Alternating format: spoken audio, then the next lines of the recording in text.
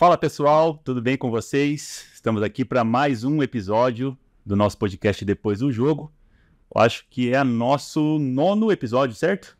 É o nosso primeiro episódio do ano 2024 e dessa vez a gente tem, a oportunidade de receber aqui um grande zagueiro, que teve a oportunidade de jogar em um grande clube aqui no Brasil, fez uma carreira muito bonita fora do Brasil também.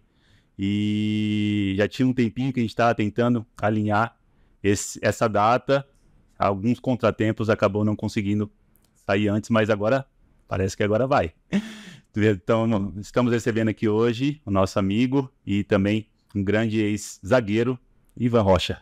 Ivan, prazer recebê-lo aqui, uma satisfação tê-lo aqui com a gente.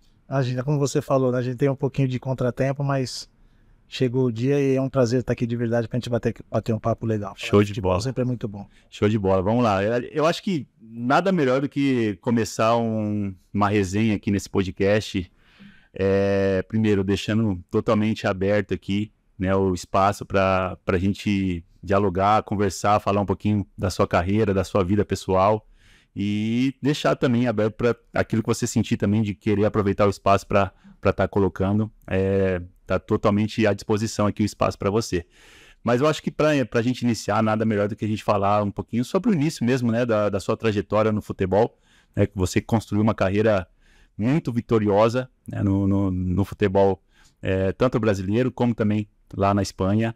E falar um pouquinho do seu início, Eu sei que você deu início nas categorias de base do próprio São Paulo, onde você também se consagrou depois no profissional, mas poderia falar um pouquinho aí do seu início também como jogador, Antes mesmo de chegar no São Paulo, como foi seu início, e a sua trajetória até conseguir ingressar na base do São Paulo, que eu acredito que já era concorrida, naquela época, e falar um pouquinho sobre esse início aí tanto na base, depois da transição para o profissional. Sim, primeiramente é um prazer estar aqui, para conversar com vocês e a gente bater um papo de futebol, sempre é muito agradável isso e eu gosto de falar de futebol. Em relação à minha carreira, eu acho que eu tive sorte, Lógico que sempre a sorte ela vem aliada com competência, mas eu acho que essa pitada de sorte ela precisa existir. E eu até acho que eu comecei já com sorte, Porque eu com 12 anos de idade, eu jogava no Centro Educacional do Butantã e o Butantã fez um amistoso contra o São Paulo. Você é de São Paulo mesmo, então? Eu sou de São Paulo, capital. E, claro, um terrão, impressionante e tal, mas o São Paulo, eu acho que nós perdemos do São Paulo de 2-1, eu não me lembro, mas a gente não ganhou, a gente perdeu, mas eu acho que eu me desempenhei muito bem, então eu acho que eu acabei fazendo uma avaliação nesse próprio jogo, porque aí o jogo foi domingo, ele me convidou, o professor Celso, que em paz descanse, hoje era um grande revelador de talentos no São Paulo, ele me convidou para ir terça-feira fazer um treino lá no São Paulo, Mas já no elenco, já bonitinho. Então eu praticamente fiz um teste no sábado no jogo e ele comprovou o que eu fiz no jogo e acabei sendo aprovado nessas duas oportunidades. Então aí depois eu fui galgando categorias, eu também tive a oportunidade de ir nas seleções das categorias de base, então isso também me ajudou, a me credenciar nessa possível, como é que se fala? Possível promessa, a possibilidade de jogar no primeiro time do São Paulo Futebol Clube, e a gente foi trabalhando isso, mas assim, o futebol ele requer muita paciência, porque quando você chega no profissional é o objetivo final, Sim. Que é aquele primeiro start da sua carreira, mas até chegar lá é muito árduo o caminho. É verdade, cara. Eu, ouvindo um pouquinho aí desse relato, na verdade eu queria até uma curiosidade minha, sabe? Porque com 12 anos você já tinha a pretensão de ser zagueiro, que alguém já te falou, você tem traços para ser zagueiro, porque eu falo por mim, também fui zagueiro, só que com 12 anos eu era atacante, eu fui virar zagueiro com 14 anos. E aí, como que foi já saber com 12 anos que você queria ser zagueiro? Então, assim, é muito louco, porque na verdade quando eu fiz esse relato que eu te fiz antes, eu tava de lateral esquerdo, não tava de zagueiro. Ah, entendi. Só que quando eu cheguei no São Paulo, eu falei assim, não, de zagueiro não, porque você tem técnica e tal, eu quero que você construa de uma outra maneira. E aí ele me colocou de zagueiro, como eu sempre tive muita facilidade de bater na bola e minha perna esquerda sempre funcionou muito bem, graças a Deus, ele me colocou de zagueiro e eu fui trabalhando toda a categoria de base de zagueiro, nas categorias de base na seleção também, como zagueiro, né? Teve uma que eu fui de lateral, porque o André Cruz tinha muita capacidade, tinha muito nome nas categorias de base, aí ele ficou de quarto zagueiro, eu fiquei de lateral. Mas a maioria da minha carreira toda na categoria de base foi de zagueiro. Pô, que legal, cara. E assim, quando você disse também que tem que ter uma pitada de sorte, né, aliada à competência, eu também agora, lembrando assim, né, um pouquinho do meu início, eu me recordo que eu também não era o primeiro, eu comecei na base do Guarani de Campinas, né, foi onde eu me profissionalizei, e eu me recordo que eu também não era a primeira opção para subir, né, dos zagueiros ali, dos juniores, né, assim que acabou a Taça São Paulo, porque tinha um outro zagueiro também que estava, né, sendo o mais, já estava já bem alinhado para subir primeiro que eu. Infelizmente, né, isso aí é uma coisa que é uma infelicidade que a gente não, óbvio que a gente não torce, mas ele acabou tendo uma lesão no cruzado, né, ficou 6 meses ali se recuperando. Foi aí que eu tive, né, a oportunidade de subir e ocupar aquela vaga ali que surgiu no profissional. Mas no final das contas, é difícil falar até de sorte, porque no final das contas acabou sendo de uma forma muito infeliz, né, para um amigo nosso, que na época era o Léo. Mas no final das contas é isso, eu acho que Deus já tem traçado, vamos dizer assim, né, o destino de cada um, né? Eu acredito muito nessa questão aí também, né, de Deus já colocar a mão na cabeça de cada um e falar, ó, esse aqui é para você, você já tem no seu lugar reservado. Não sei o que você acha sobre essa questão. Eu penso muito parecido com o que você disse, porque a capacidade do atleta, ela sempre vem relacionada com uma pitada de sorte. Você precisa ter sorte, até para a gente, de repente, não sei se você ia tocar nesse assunto, mas, por exemplo, é lógico que eu estava tendo uma evolução muito grande nas categorias de base, todo mundo falava que eu tinha que subir profissional, e tanto é que eu subi de uma maneira precoce, com 17 anos eu já estava no profissional. Só que, claro, jogava Oscar e Dari Pereira, então, né, abaixa a bola, vai chegar a sua oportunidade não sei quando. E o primeiro jogo que eu fui no banco, ou o segundo jogo que eu fui no banco, eu não me lembro, o Dario Pereira machucou com 10 minutos de jogo.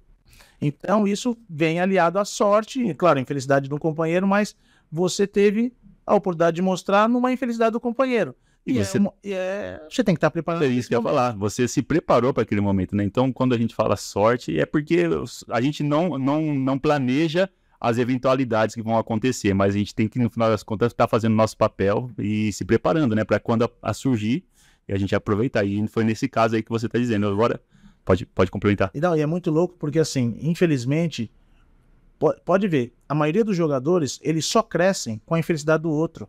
Porque como é que você vai ter oportunidade se o cara estiver bem? Você não vai ter oportunidade. Você vai ter oportunidade, não necessariamente lesão.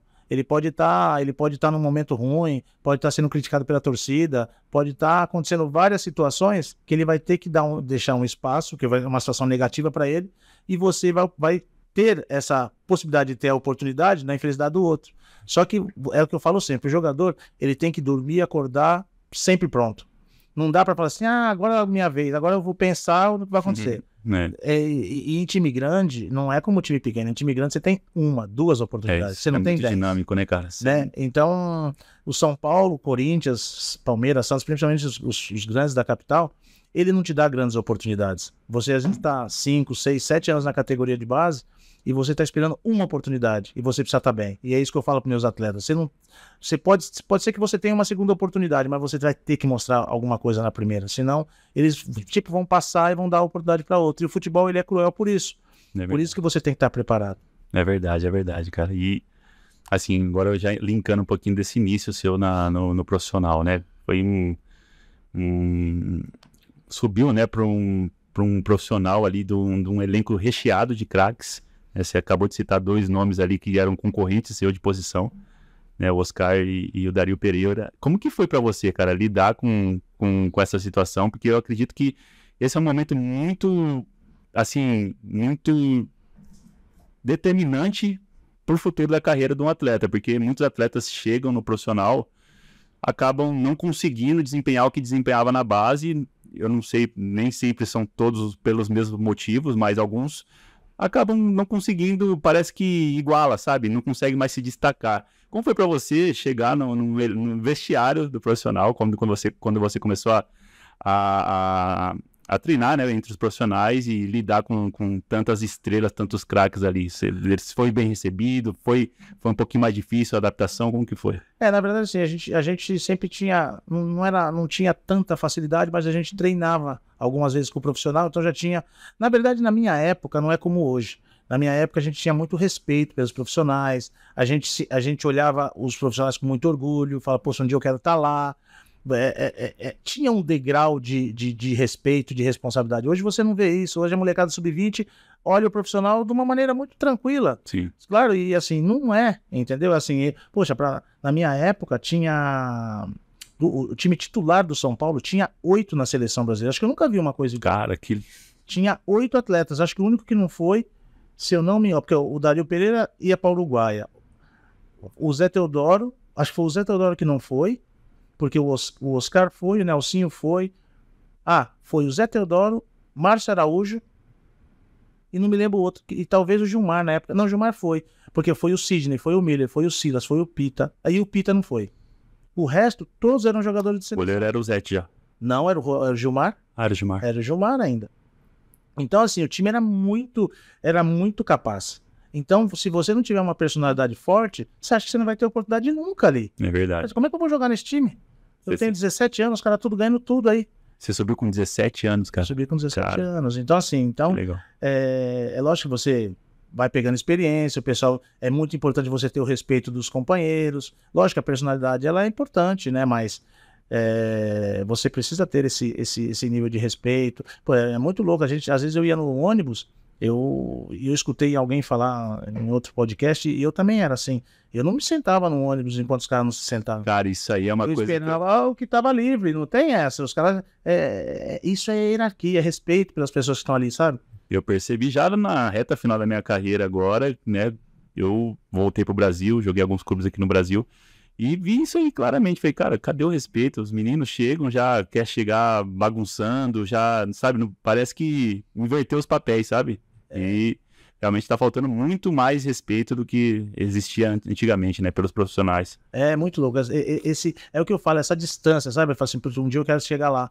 Eu não sei se... É lógico que o atleta, ele almeja isso, mas ele não almeja com tanto respeito, com tanta distância que a gente tinha. Fala assim, puxa, eu quero chegar um dia lá. Hoje, a maioria tem muitos clubes que já tem as categorias muito integradas. Por exemplo, o Atlético Paranaense tem todas as categorias integradas. Que almoçam, né? Tem todas as refeições juntas, momentos então, juntos. os clubes já estão fazendo isso. Então, o que acontece? O América, que eu coloquei um jogador lá agora, América de Mineiro, então assim, não impacta tanto. Sim. Porque você tá vendo os caras todo dia, entendeu? Você passa ali, você tá vendo eles.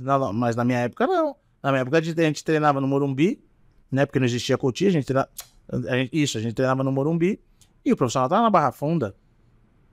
Às vezes treinava no Morumbi, no estádio, e a gente treinava no social. A base treinava no social. Então, você não via as pessoas. Então você fala, puxa, um dia eu quero estar lá. Sim. Você idolatrava esses caras. Você fala assim, pô, um dia eu quero estar lá pra ver se eu consigo chegar onde eles chegaram. Então você tinha esse respeito. Hoje não, hoje é muito integrado as coisas, né?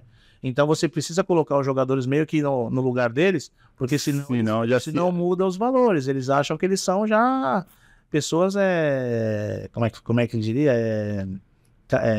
Figurinha carimbada, super contrastado, super, sabe? Não é por aí, entendeu? Exato. Ô Ivan, uma curiosidade, quem que foi que subiu? Foi o próprio Tele Santana ou não? Subiu pro profissional? Então, na época, eu já tinha, como eu volto a te falar, eu tinha muita aceitação de ter essa migração para ir pro profissional, e o Cilinho sempre foi um descobridor de talento. O Cilinho. Que era naquela época do menu do Morumbi. Sim. Era uma época muito conhecida, todo mundo tinha muito respeito pelo time, falava que era minuto porque falava que os caras eram bonitos, que eu também não concordo, não tinha bonito assim, mas o time realmente era muito bom.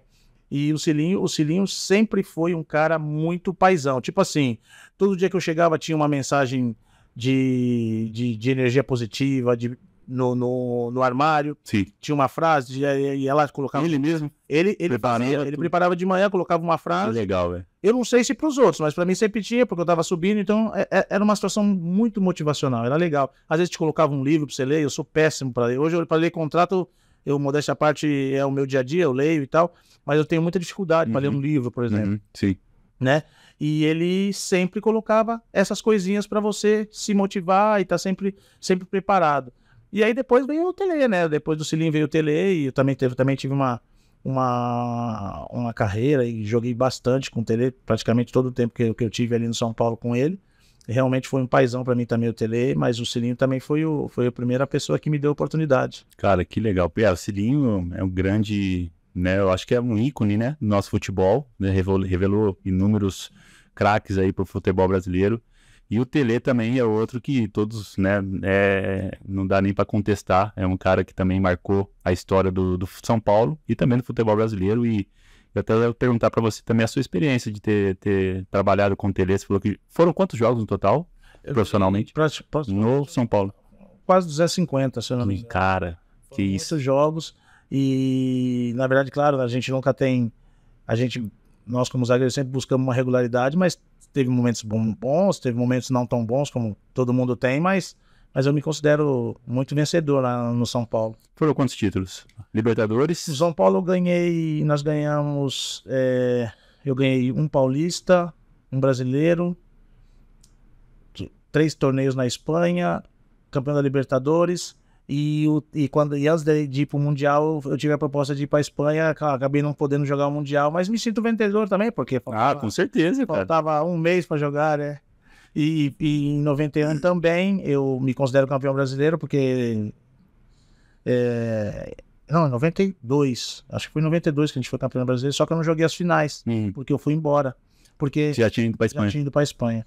Mas acho que foram 8, 9 ou 10 títulos no São Paulo, não me lembro. Tá. A gente fica velho, e o ruim é que eu até tava tentando fazer, e tô tentando fazer um museu lá em casa, mas eu não tive, né, a expertise de poder guardar certas coisas, né? Sim. Então hoje eu tô contratando...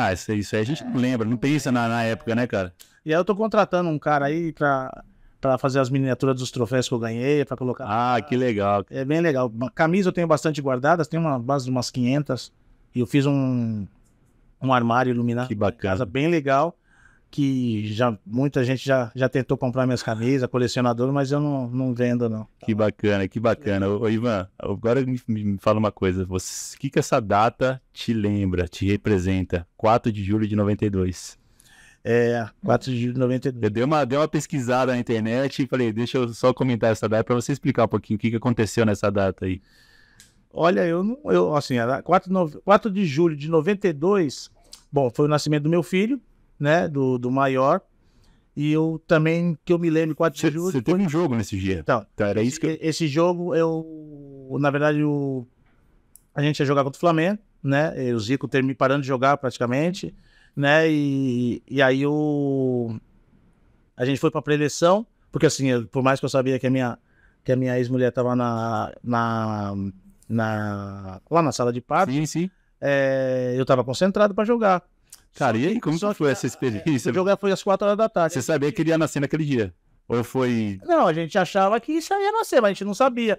E aí, quando foi fazer a pré-eleição, aí o professor Tele chegou e falou assim, bom, a gente ia fazer a pré-eleição, mas não vai ter pré-eleição, porque o filho do Ivan nasceu e tal.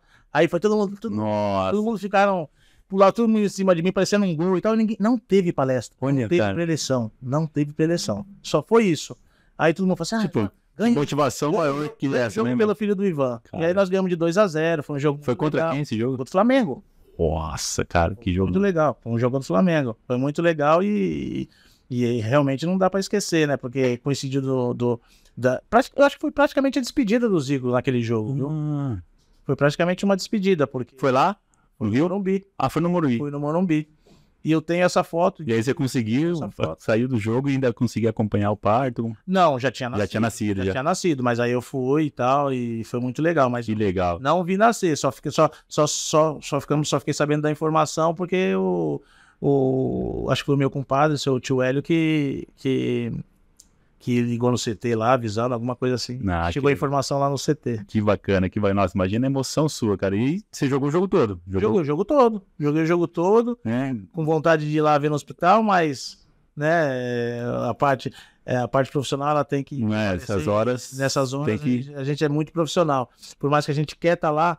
Hoje em dia eu ainda vejo pessoas, ainda vejo atletas querendo privar-se para estar presente. Eu acho que é legal estar presente, mas eu sou muito profissional, então eu não consigo pensar pelo outro ângulo. Sim. Eu já tô ali, vamos trabalhar e depois eu vou resolver o que tem que resolver. Eu acho que eu sou mais da sua linha também, cara. Eu tive uma infelicidade de meu pai ter infartado no dia do meu aniversário, às vésperas de um jogo importante também lá na Bélgica, né? Agora, na reta final da minha carreira, em 2018, meu pai infartou, eu estava completando 30 anos no dia, né? Eu recebi uma mensagem achando que fosse, né, para felicitar eu, né, pelo aniversário, e era para avisar que meu pai tinha acabado de infartar e estava no hospital, estava mal. E a gente ia jogar, acho que, se eu não me engano, depois de 6 dias depois, a gente ia ter o primeiro jogo da final do Campeonato Belga, segunda divisão, 2018 isso. Tava no Cercle Bruges da Bélgica. E, cara, eu deixei bem claro pro nosso treinador na época, falei, olha, mister, o meu pai tá infartado, cara, e tá muito mal, eu não sei se ele vai conseguir sobreviver. Mas eu queria saber se o mister me libera para ir vê-lo. Eu quero pelo menos conversar com ele, dar um beijo nele, um abraço nele, porque eu não sei se pode ser a última vez que eu vou vê-lo vivo. E eu me comprometo em voltar no mesmo dia para cá. E aí a gente já se preparar para o jogo. E aí ele me liberou, cara. Fui, bati e voltei. Era tipo no dia 24, no dia seguinte do meu aniversário. Peguei o voo para o Brasil. Fui lá, encontrei com ele em Araçatuba, interior de São Paulo. Fui lá no hospital, graças a Deus ele já estava um pouquinho melhor. Ele estava amarrado, cara. Nossa, minha mãe, minha irmã mandando mensagem, vídeo. Tava muito mal no dia do infarto, né? E graças a Deus consegui conversar com ele, consegui falar com ele. E no mesmo dia que eu já me programei para voltar à noite para a Bélgica, ele já ia fazer um procedimento que é colocar stent, tipo umas válvulas lá para abrir a artéria do coração, né? Entupida, né? Ele colocou dois stents naquela mesma noite. E eu tava entrando dentro do avião já para voltar para a Bélgica. Aí eu só recebi a mensagem, ó, deu tudo certo, graças a Deus o pai tá bem, né? E deu certo a cirurgia, pode viajar em paz. Voltei para lá, faltavam ainda 4 dias, se eu não me engano, para esse primeiro jogo. Me preparei, o treinador bancou também esses dias que eu fiquei fora, não tirou do time, joguei, conseguimos vencer, fomos campeões da segunda divisão da Bélgica e dediquei com certeza totalmente o título ao meu pai. Graças a Deus ele está vivo até hoje, né? Se recuperou depois desse episódio. Mas é o que você falou, eu poderia muito bem não ter falado, não tenho cabeça para jogar, né? Mas eu também fiz questão também de vir pessoalmente, porque eu não sabia se ia ser o último momento dele. Né? Eu sou muito assim também. Eu posso ter uma viagem de família programada. Se tiver um negócio de trabalho no meio, eu falo assim, ó, eu tenho que ir, eu perco 2 dias, tudo bem que eu já paguei, depois a gente emenda. Uhum. Eu sou assim, por quê? Porque eu acho que o trabalho tem... É lógico que você também precisa ter um momento de lazer, mas o trabalho eu acho que te credencia a ser profissional, te enaltece, eu acho que é muito legal. E eu penso assim, entendeu? E eu não consigo ser diferente. Às vezes fala assim, pô, mas você vai num jogo domingo à noite? Eu falo, porque tem que ir no jogo domingo à noite, vai fazer o quê? O jogo do cara é domingo à noite, eu vou fazer o quê? Eu tenho que ir lá. Inclusive, os desencontros nossos aqui da gravação nossa do podcast foi justamente por agendas profissionais. E a gente entendeu perfeitamente, são prioridades. A sua prioridade é o seu trabalho, totalmente. Então, é isso que a gente tem que entender, né? Às vezes... Eu acho que tem muitas pessoas que às vezes confundem, né? Principalmente, tem muito familiar que não entende, né? Eu falo por mim, né? Às vezes, eu, graças a Deus, tenho uma esposa maravilhosa que sempre entendeu também os meus compromissos profissionais, até mesmo agora, depois que eu parei, que agora eu migrei para essa questão de orientar, ajudar os atletas agora financeiramente, né? Juntamente com a GCB. E, cara, sempre que surge algum compromisso profissional, minha esposa sempre foi muito apoiadora, sabe, de tudo que a gente faz. Então, acho que isso é importante. Mas eu conheço muitos amigos meus que têm esposa, têm família que acabam não entendendo, né, essas situações. É verdade. Eu acho assim, que você precisa ter... Eu tô na minha segunda relação, a minha primeira esposa realmente, ela não entendia muito isso, mas a gente conviveu bastante tempo e tal, mas não era tão presente como é a minha atual em relação ao futebol, porque assim, é o que eu falo sempre, futebol, ele nos proporciona muitas coisas boas, a gente é bem remunerado por isso, isso eu tô te falando quando a gente jogava. Sim. E ainda a gente faz o que ama. O que mais que a gente pode pedir? A gente não pode ter pessoas que não queiram cortar a nossa trajetória. E hoje em dia, depois independente de eu ser agente, sou um ex-atleta, mas eu também de vez em quando jogo minha bolinha e tal. Então, assim, nós temos esse momento de lazer também. Então, a família precisa acompanhar isso, porque senão é difícil. Tem pessoas que gostam de se divertir, de repente, no parque, na Disney. Eu também gosto. Sim. Eu também gosto de jogar minha bolinha, gosto da resenha, gosto de bater papo, falar de futebol. E esse é o nosso meio, não tem como. É isso, não tem jeito. E a família, realmente, como você falou, ela tem que ir junto. Se ela não vai junto, não tem como, entendeu? É verdade, cara. Ivan, vamos falar um pouquinho agora da sua trajetória na Espanha, cara. Né? Assim que você conquistou tudo que conquistou no São Paulo, né? Teve esses quase 250 jogos aí, ou mais, não sei. E acabou rumando para a Espanha e fez uma carreira brilhante também lá. Fala um pouquinho como foi sua chegada na Europa, né, adaptação. Você começou você fez a transação direto do São Paulo para o Atlético de Madrid? Não, eu fui depois que a gente foi campeão da Libertadores, nós tivemos 2 torneios na Espanha. 92, né? 92, Teresa Herrera e Ramon de Carranza, a gente atropelou o Barcelona, atropelou o Real Madrid, sabe, tudo bem que assim, no meio do ano, lá na Europa é pré-temporada, a gente entende que de repente eles possam estar em início de temporada, mas mesmo assim, 4-0 e 4-1 são resultados muito expressivos, né? A gente estava realmente num excelente momento.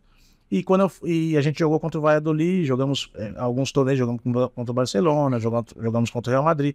E o presidente do Valladolid foi no vestiário perguntar se eu queria ir para a Espanha. Só que eu não entendia muito bem, entendi mais ou menos isso. Falei, não, claro que eu tenho interesse. Depois teve empresários que intermediaram a situação e em outubro eu fui para a Espanha. Fui em outubro de 92, né? Meu filho tinha 3 meses ou 4, nasceu em julho, né? 3, 4, 5 meses. E a gente foi para a Espanha. Nessa época a janela de transferência era diferente, porque agora, final 31 de agosto, já está fechado. Era diferente, estava aberto. Então, eu cheguei lá, já cheguei jogando e assim, eu sempre sou muito pé no chão em tomar decisões. Eu não faço as coisas de uma maneira abrupta, nem desesperado. Eu penso bastante para fazer. Não me considero um cara ansioso. Acho que no começo da minha carreira, da minha pós-carreira de agente, eu era um pouquinho mais ansioso em relação quando você fala com o dirigente e ter uma resposta se o cara tem interesse no seu atleta ou não, mas isso eu já levo muito bem. E aí quando eu cheguei lá quando eu tive a proposta, na verdade, eu sempre pensei assim, falei, puxa, todo mundo falou assim, pô, será que vale a pena ir? Não vai, não vai. Naquela época era aquela época que os clubes eram donos dos jogadores. Uhum. E aqui você tinha que fazer um ano muito bom para renovar por mais um ano. E eu estava tendo um contrato de 4 anos. E eu falei, poxa, como é que eu vou... É mais fácil eu ir e me arrepender de alguma coisa. Depois ter porta aberta, né? Para voltar. Né? Então eu fui. É lógico que todo mundo falava em termos de adaptação, mas a minha adaptação foi muito rápida. Hoje eu sou cidadão espanhol, eu falo fluente espanhol. Ah, que legal. Mas assim, os meus primeiros 6 meses foram meteóricos. Eu fiz acho 15, 16 gols no Valladolid, eu fazia cara, jeito. Isso que parecia atacante. E esse que eu ia perguntar, cara, e essa unha artilheira sua aí, né? Desde a época do São Paulo, desde a base, você já sempre teve... Eu sempre tive muita impulsão, eu sempre bati muito bem na bola, todos os times que eu fui, eu sempre batia falta, batia pênalti, ia para as jogadas ensaiadas de escanteio sempre era comigo, porque eu sempre tive muito bom tempo de bola. Sim.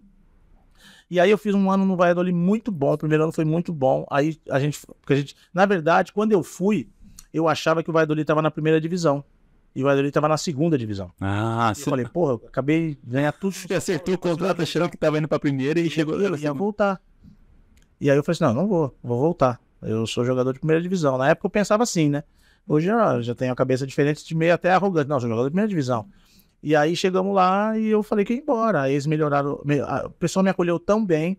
E aí eles melhoraram ainda o que eles tinham combinado comigo. Eles melhoraram o que eles tinham combinado comigo, porque desde o primeiro dia eu já mostrei acho que empatia, simpatia, não sei. E o presidente gostou muito de mim. Que legal. Ele chama Marcos Fernandes, ele faleceu, mas assim, riquíssimo, me amava. E aí, o segundo ano, no Valladolid, eu fiz uma temporada impressionante. E no terceiro, melhor ainda. Peraí, o primeiro ano, os primeiros 6 meses, você falou que fez 15 gols. Fui artilheiro do time, eu fiz gol na final, o time subiu pra primeira divisão. Meu, era assim, só falavam de mim. E aí, Segundo ano eu fui muito bem, já era capitão do Valladolid, terceiro ano também. Qual desses anos você foi eleito o melhor jogador da... Foi no ano antes de eu ir pro Atlético de Madrid, na temporada 94-95. Realmente eu fui o melhor jogador da temporada, Que legal. considerado o melhor estrangeiro. E eu fui pro Atlético de Madrid e cheguei junto com o Simeone. Ele chegou do Sevilha, que ele fez um ano muito bom no Sevilha, e eu fiz um ano muito bom no Valladolid. E aí nós chegamos juntos lá como contratação estrela do time e tal, 50 mil pessoas no estádio. Aí você começa a entender o que é time grande lá, porque na verdade eu já sabia o que era time grande Sim. no Brasil, mas eu não sabia o que era time grande na Europa, né? Eu cheguei no Valladolid, tinha, sei lá, 100 pessoas me esperando. Sim. No Atlético de Madrid tinha 50 mil pessoas esperando. Era diferente. Entendeu? Então você começa a perceber e ter a responsabilidade, ter que assumir uma responsabilidade diferente, né? Sim, total. São mais jogadores contrastados, muito dinheiro envolvido, muita responsabilidade diferente, mas assim, também foram anos muito bons no Atlético de Madrid, morei muito bem em Madrid, tive um probleminha lá de lesão, né, que eu fiquei praticamente um ano parado no Atlético de Madrid por causa daquele negócio de, como é que chama, cartilagem, de cartilagem no joelho. Mas depois eu fui bem e tal, e depois joguei mais 4, 5 anos lá. Total foram 12 anos. Caramba. Muito bom. Joguei no Mallorca, joguei no Alavés. Que legal. Foram 12 temporadas em primeira divisão, foi muito bom. Que bacana, Ivan. E agora, aproveitando que você citou o nome do Simeone, como que é jogar com ele, cara? Como jogador, né? A gente conhece, né? A gente já tem acompanhado um bom tempo aí o trabalho dele como treinador, né? Um dos melhores treinadores hoje da atualidade, mas como jogador, ele sempre demonstrou já ter esse espírito aí de liderança, já mostrava ser uma pessoa totalmente com essa visão, assim, tática de enxergar o jogo diferente. Sim, na verdade, assim, quando a gente chegou no Atlético de Madrid, quando você chega como estrangeiro, você realmente já tem uma, entre aspas, uma inveja, né, dos jogadores nacionais e tal, por ser um jogador que teoricamente ganha mais que eles, tá mais em evidência da imprensa do que eles. Quando as coisas vão mal, também o estrangeiro é responsável pelos problemas, né? É assim Mas mesmo. a gente tinha muita conexão, a gente estava sempre junto, porque a gente meio que se ajudava. Sim. Nesse sentido, né? Mas o Simeone, com certeza, é muito melhor ser companheiro do que ser rival, porque no jogo ele é muito ruim. No jogo ele é muito ruim, então é melhor ser amigo dele. Cara, e Esse cara que bate e vai lá e pede desculpa, mas já te arrebentou, entendeu? essa questão de argentino, brasileiro, a relação mesmo dentro do vestiário, assim, no dia a dia, sempre foi tranquila? Então, eu sou suspeito para falar de argentino, porque todos os clubes que eu fui, eu tive amigos uruguaios e argentinos, sempre me dei muito bem com eles. Então, engraçado que eu também, cara. Eu também sempre foi bem... O Snyder foi meu amigo, o Simeone foi amigo, eu tive jogadores uruguaios também que jogaram comigo, argentino que eu joguei no Numancia, todo um cara legal, então assim, a gente sempre tava junto, então assim, os argentinos eu sempre me dei muito bem, não tive problema nenhum, muito legal. pelo contrário. Eu também, às vezes que eu tive a oportunidade de jogar com argentino, com uruguaio, paraguaio, foram, na verdade, os nossos companheiros. Eu acho que é a questão de nós sermos sul-americanos, acabam um ajudando o outro, né, quando tá fora. Eu tive na Rússia 4 anos e lá também tive a oportunidade de jogar com alguns sul-americanos, cara, e é impressionante, realmente a gente tem uma conexão muito grande, não tem essa questão de rivalidade, né? Eu acredito que isso aí é muito dentro de campo quando você é adversário, né? Agora... eu não sei se é a imprensa que cria essa rivalidade, pode ser. As pessoas vão adotando isso e vai virando como raiva no coração das pessoas, mas eu sou suspeito para falar. É lógico que a gente quer ganhar da Argentina, isso é uma coisa diferente. Sim, é diferente. Mas, assim, relação humana, relação do dia a dia, eu sempre me dei muito bem com argentinos, tenho amigos argentinos e não tenho problema nenhum em relação a isso. Mas é lógico, a gente sempre quer ganhar, mas é o que a gente fala sempre, né? Essa situação de rivalidade, de jogos, fica ali e não deveria transpassar para coisas fora, né? Infelizmente, a mídia parece que alimenta isso, né, cara? Impressionante. Alimenta bastante. Infelizmente, ela alimenta bastante. E as pessoas que, pelo menos na minha visão, são mal preparadas, né, psicologicamente falando, elas se deixam levar por essa pressão da imprensa e vai a sair essa raiva e leva adiante, que realmente não leva a nada. E a gente, infelizmente, está vendo coisas aí, episódios tão negativos não é nem em relação à Argentina, é em relação a brasileiro mesmo, se matando aí por causa de jogo. Eu acho que... Não, isso aí não existe, cara. Muito louco. Pleno século XXI, 2024, ainda a gente vê cenas tão deprimíveis, tão lamentáveis, cara. Parece não dá pra acreditar, né? Que a gente parece que não evolui. É muito louco. Por exemplo, eu fui num jogo no domingo, a gente lá no Camarote dos Ídolos, lá do São Paulo. É um camarote bem legal. Aí tem... É Raca? Não é do... É o dos Ídolos mesmo. E, assim, lá tem 900 mil lugares. As cadeiras maravilhosas, tudo cadeira linda. E os caras querendo ver o jogo de pé. O que aconteceu? Briga, porque o cara fica de pé na frente do outro, o outro quer que ele senta.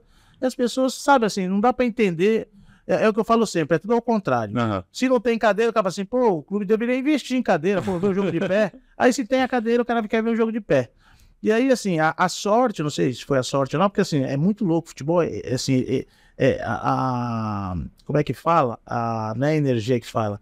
Depois eu vou lembrar a palavra. Por exemplo, os caras estavam brigando, assim, quase no braço, teve que deixar segurança e tudo e tal, uma coisa, piada lamentável. Daqui a pouco o São Paulo me faz um gol. O mesmo cara que tava brigando com o outro se abraçando. Não dá pra entender. É uma emoção que você fala assim, como é que muda tão rápido, cara? Você queria bater no cara há 5 minutos atrás. Pra você ver como tá o futebol, como é muito mexe demais, né, cara? Aí depois todo mundo sentadinho.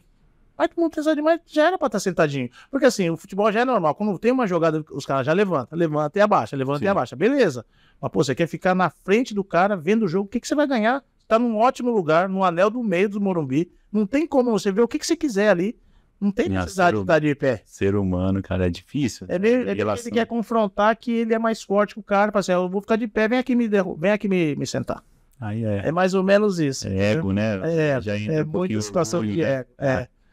Mas, Ivan, aproveitando ainda, falando um pouquinho sobre a sua trajetória na Espanha, foram 12 anos, você falou, né, cara? 12 temporadas. Cara, desses 12 anos, acredito que você enfrentou inúmeros atacantes renomados ali, cara, como, sei lá, Zamorano, Hugo Sanches, enfim, né, muitos outros ali. Qual dos atacantes você enfrentou que você fala, putz, esse aqui é casca grossa, velho? Por que pareça, cara, eu marquei o Ronaldo, eu marquei o Romário, tem um cara que chamava Penev, que era muito bom no Valência, Zamorano eu marquei, Hugo Sanches no fim de carreira, eu marquei muitos atacantes. Eu realmente, assim, na verdade, quando eu marquei o Ronaldo, eu acho que eu dei sorte. Ou ele estava cansado da Champions, alguma coisa, eu dei sorte.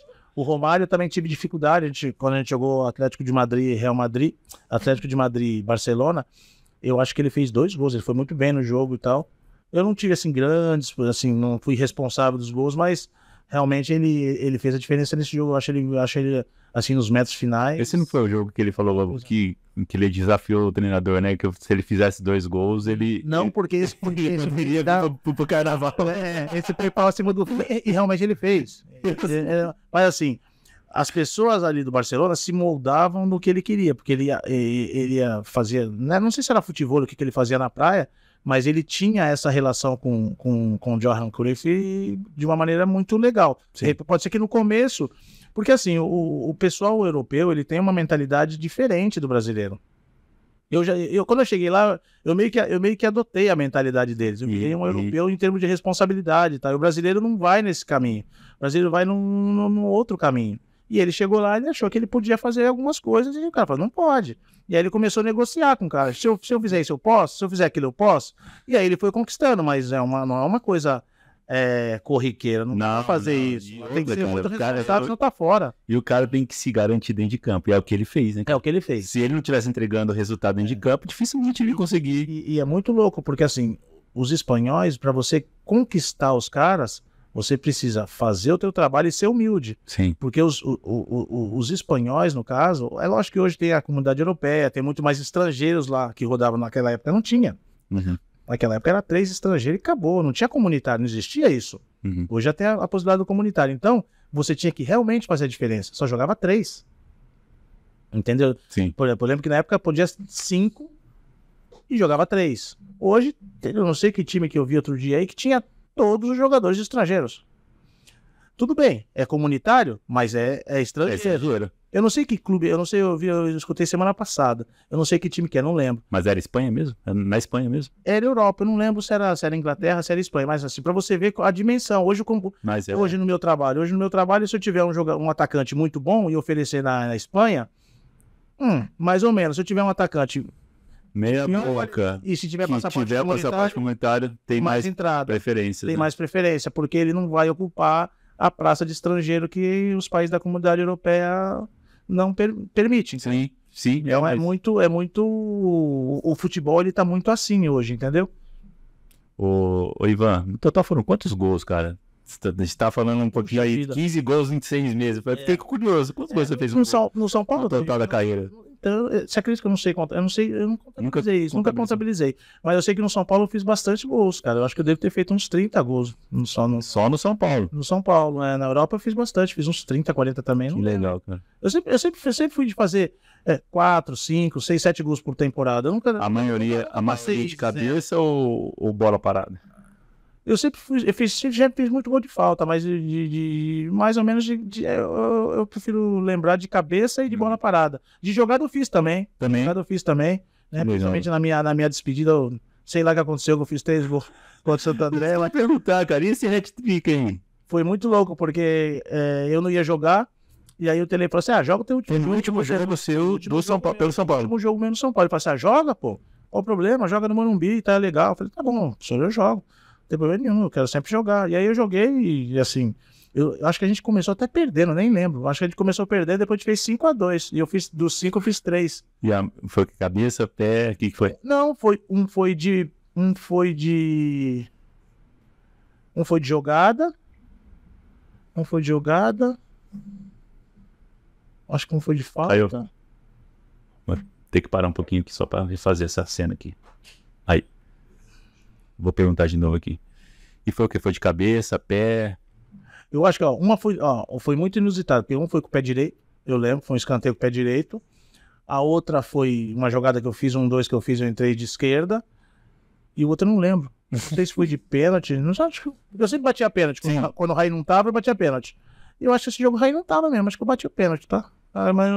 Cara, 3 gols na mesma partida, no zagueiro. Você jogou de zagueiro ou de lateral, Silvio? Eu tava de lateral. Tava de lateral, mas mesmo assim. Isso que eu ia falar. Isso que eu ia falar. Eu posso falar assim, pô, você fez alguma vez você fez um hat-trick? Fiz.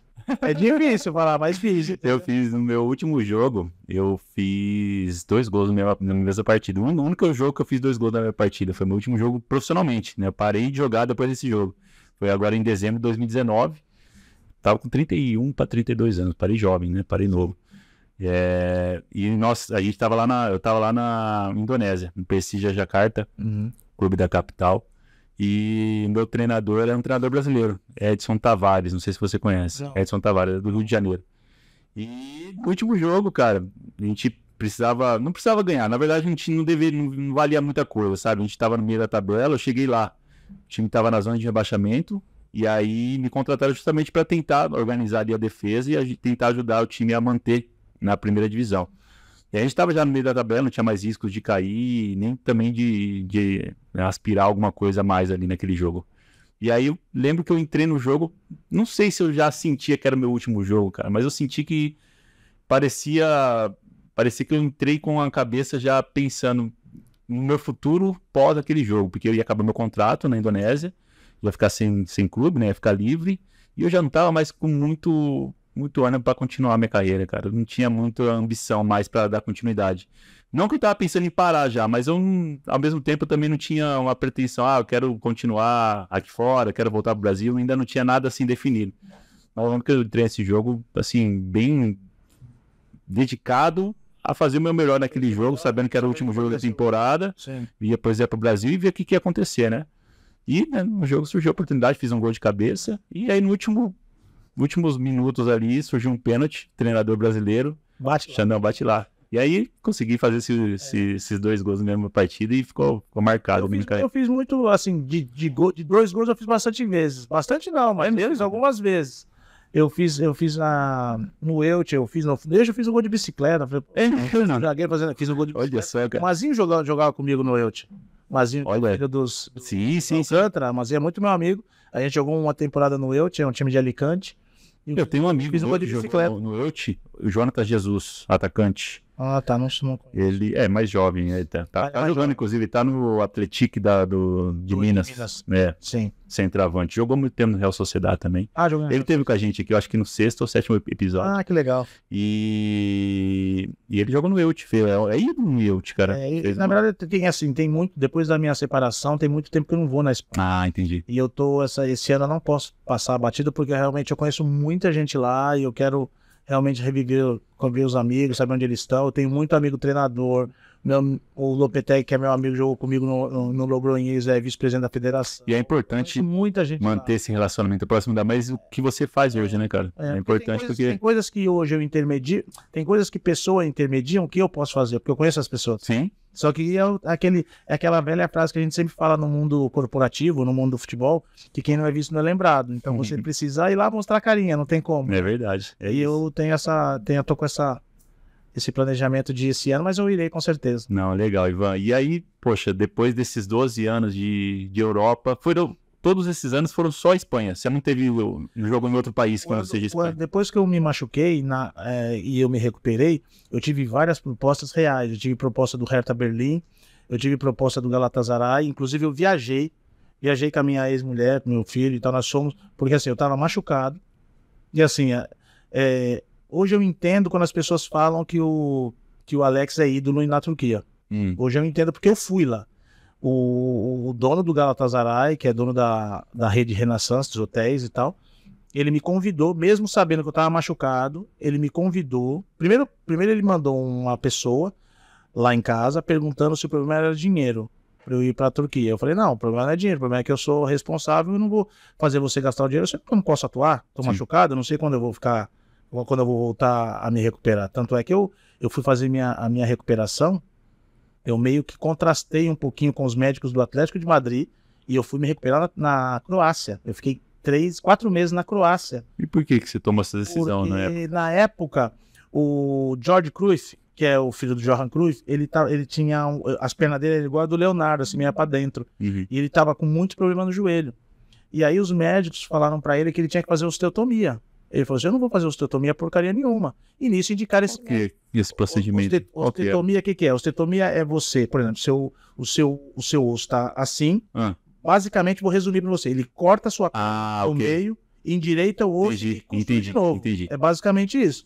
E aí ele falou assim, não vou fazer isso nunca. Perna arcada, assim, né? Perna arcada, arcada para dentro, tipo que você andou muito de cavalo.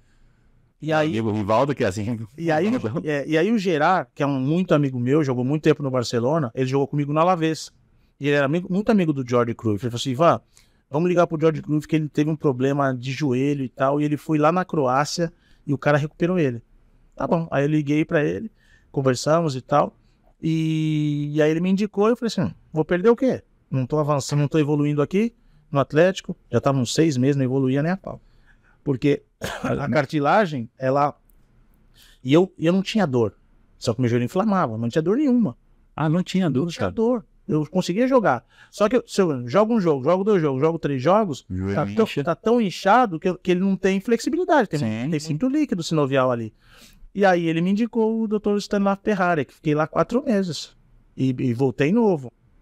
E assim, é um cara que assim, ele é tão bom que o Ronaldo, na época da Inter de Milão, queria que o Dr. Stanislav Perrari que fosse em Milão ficar com ele. Sim. Ele falou assim, não, se você quiser, você vem aqui, eu não vou aí. Nossa. E foi isso que aconteceu, de tão renomado que ele era. Foi ele que tratou o Ronaldo também? Não, o Ronaldo queria contratar ele para ir onde o Ronaldo estava. E ele falou assim, eu não vou largar os meus clientes. Entendi. O Ronaldo tinha que ir lá, porque ele já tinha preparado, ele tinha um hotel preparado, ele tinha a parte fisioterápica toda montada, ele fazia um trabalho especializado de palmilha para regularizar a pisada. O cara, ele é muito bom. Até hoje. Ele é referência. Dele lá. Ele é referência. Ele curava todos os jogadores da seleção da Croácia, ele era médico da seleção de handebol da Croácia, que era uma seleção que ganhava de todo mundo. O cara era muito renovado, ele virou meu amigo e lá foi engraçado porque assim, lá era uma cidade que chama Pula, é uma cidade que está a 100 km de Trieste. Trieste é Itália. Itália, e eu aprendi a falar italiano na recuperação. Eu não falo 100%, mas eu falo uns 80%, eu me defendo muito bem italiano. Então, e eu aprendi lá. Por quê? Porque eu não consigo falar o croata. Só que como vinha muito cliente de Trieste, eu conseguia escutar, e mesma coisa que na Espanha, que eu fui aprendendo escutando, ali eu fui aprendendo escutando. Só que, claro, no começo eu escutava mais a parte clínica. Sim. Joelho, de Aí foi aumentando fui aprendendo. vocabulário. Só que, claro, eu fiquei lá 4 meses. Fim de semana eu ia almoçar com um cara, ia jantar com ele. Fiquei amigo do fisioterapeuta, a gente... É italiano? Não, ele é croata, mas falava italiano. Tinha muito cliente italiano. Legal. Eu fui aprendendo. E aí foi uma experiência legal nesse sentido. Cara, mas é até curioso saber que a medicina não era tão avançada na Espanha nessa época, cara. Ela tanto era avançada que o Dr. Guilhem, ele era o melhor médico da Espanha. Que era o médico do Atlético. Era o médico, você vê, era o médico do Atlético. Eu operei 4 vezes do mesmo joelho. Eu entrava por trás da sala de operação para a imprensa não me ver, para não gerar nada. E chegou um momento, o que aconteceu? Quando eu falei com o Jorge Cruyff, eu estava num momento ruim. Aí o que eu fiz? Eu operei com o Dr. Bartolomé Cugat, que era o médico do Barcelona. Uhum. E eu tive que ir a Barcelona operar. Só que isso, como eu tinha um salário alto, o Atlético tinha que autorizar isso, porque senão eu não ia contrastar. Sim. E aí vai naquele negócio de vaidade de médico. E aí eu fui operar com um médico do Barcelona e fui me recuperar na Croácia. Nossa. E eu falei que o Miguel Ángel, na época ele era filho do presidente, hoje ele é presidente e dono do Atlético de Madrid. Sim. Miguel Ángel Rio Marinho é o dono, né? Porque é a Sociedade Anônima do Atlético de Madrid. E eu falei assim, olha, vocês me querem, e na época não tinha empresário, eu vou lá e sentava. Ah, você não tinha um representante? Não tinha representante. Não, teve uma pessoa que fez a ligação. Sim. Mas não era intermediou o negócio, beleza, tá tudo bem. Pegou a comissão dele, foi embora, não tinha nenhuma responsabilidade com você ali, né? Compromisso. Não. E aí o que aconteceu? Aí eu tava falando me fugiu. Você foi pra Barcelona, fez a... Então, aí eu fui lá e fiz essa operação, e aí eu fui me recuperar na Croácia, né? E essa vaidade dos médicos era muito louca. Então o que acontece? Para eu ir para a Croácia, eu precisava de uma autorização do Atlético de Madrid. E aí eu fui no Miguel Ángel, falei, Miguel Ángel, deixa eu te falar, o mais importante para vocês é o quê? É a vaidade entre os médicos ou ficar bom? Cara, não vamos ficar nesse mimimi, o importante é ficar bom. Se você acha que você não tem condições de pagar, desconta do meu salário, não tem problema. Eu só quero ficar bom. E aí ele falou assim, não, Ivan, pode ir que a gente vai... Porque assim, o tratamento lá é muito caro. Entendi. E aí ele pagou direitinho e eu me recuperei. E os médicos são amigos até hoje, mas assim, teve essa... Sim, esse ego ali, né? Porque eu achar que eu não confiava neles e não era nada disso. Simplesmente eu não estava evoluindo. A gente tinha que fazer uma mudança. Você ainda deu chance, né? Foram 6 meses, você falou? Fiquei... Tratamento convencional aí. Assim, é o quê? Fisioterapia? Só fazia... No Atlético de Madrid é time grande. Tudo que estava ao alcance, eles fizeram. Não está evoluindo. Entendi. Então, de repente, tinha que ter uma pessoa com uma cabeça diferente, fazer um método diferente para ver se ia funcionar. E, por exemplo, no Atlético, eles queriam que eu fizesse analgesia, que é ultrassom, das curtas, gelo, para desinflamar. E o outro era massagem e trabalho.